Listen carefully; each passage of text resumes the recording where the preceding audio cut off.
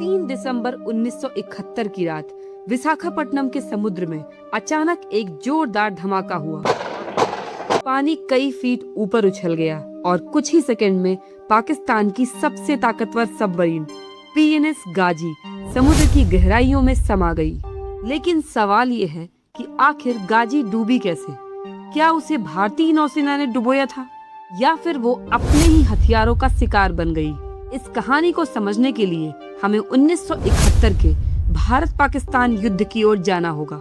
उस समय पाकिस्तान दो हिस्सों में बटा हुआ था, वेस्ट पाकिस्तान और ईस्ट पाकिस्तान, जिसे आज हम बांग्लादेश कहते हैं। ईस्ट पाकिस्तान में राजनीतिक असंतोष बढ़ रहा था। वहां 1970 के चुनाव में शेख मुजीबुर रहमान की पार्टी ने जीत हासिल की, लेकिन सत्ता उन्हें नहीं सौंपी गई। हालात बिगड़ते जा रहे थे और लाखों शरणार्थी भारत आने को मजबूर हो गए।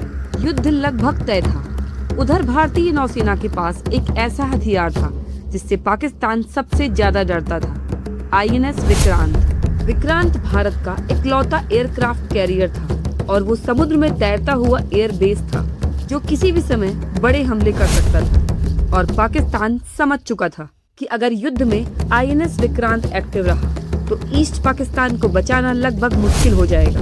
इसलिए पाकिस्तान ने एक बड़ा फैसला किया। आईएनएस विक्रांत को डुबोने का मिशन सौंपा गया पीएनएस गाजी को। ये कोई साधारण सबमरीन नहीं थी। ये उस समय दक्षिण एशिया की सबसे खतरनाक सबमरीनों में से एक गिनी जाती थी। नवंबर 1971 में गाजी कराची से रवाना हुई। उसका एक ही लक्ष्य था, विक्रांत को ढूंढना और डुबो देना। लेकिन भारतीय खुफिया एजेंसियों ने पाकिस्तान की वायरलेस बातचीत को इंटरसेप्ट कर लिया था। भारत को पता चल गया कि गाजी विक्रांत की तलाश में निकल चुकी है। इसके बाद भारतीय नौसेना ने एक शानदार धोखा देने वाली रणनीति बनाई। आईएनएस विक्रांत को सुरक्षित रूप से अंडमान भेज दिया गया, जबकि पाकिस्तान को विश्वास दिलाया गया कि वो अभी भी विशाखापट्टनम में मौजूद है। पाकिस्तान इस जाल में फंस गया और गाजी ने अपना रास्ता बदलकर विशाखापट्टनम की ओर बढ़ना शुरू कर दिया। 1 दिसंबर तक वो भारतीय समुद्री क्षेत्र के पास पहुंच चुकी थी। अब गाजी इंतजार कर रही थी कि जैसे ही विक्रांत बाहर निकले वो हमला कर दे। 3 दिसंबर 1971 भारत पाकिस्तान युद्ध आधिकारिक रूप से शुरू हो गया। उसी रात भारतीय विध्वंसक युद्धपोत आईएनएस राजपूत को समुद्र में गश्त करने के लिए भेजा गया। कुछ रिपोर्टों के अनुसार उसके सोनार ने पानी में कुछ संदिग्ध गतिविधियों को महसूस किया। खतरे को देखते हुए आईएनएस राजपूत ने पानी में डेप्थ चार्जेस गिराए और कुछ ही देर बाद समुद्र के भीतर एक भीषण विस्फोट हुआ। जब जांच की गई तो बाद में समुद्र तल पर पीएनएस गाजी का मलबा मिला। उसके साथ मौजूद 90 से अधिक पाकिस्तानी नौसैनिक भी मारे गए।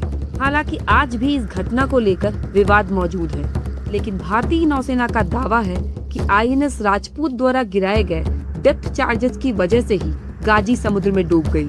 सच्चाई जो भी हो, पर परिणाम एक ही था कि पाकिस्तान अपनी सबसे ताकतवर सबमरीन खो चुका था और इसके बाद बंगाल की खाड़ी में भारतीय नौसेना को पूरी तरीके से आजादी मिल गई।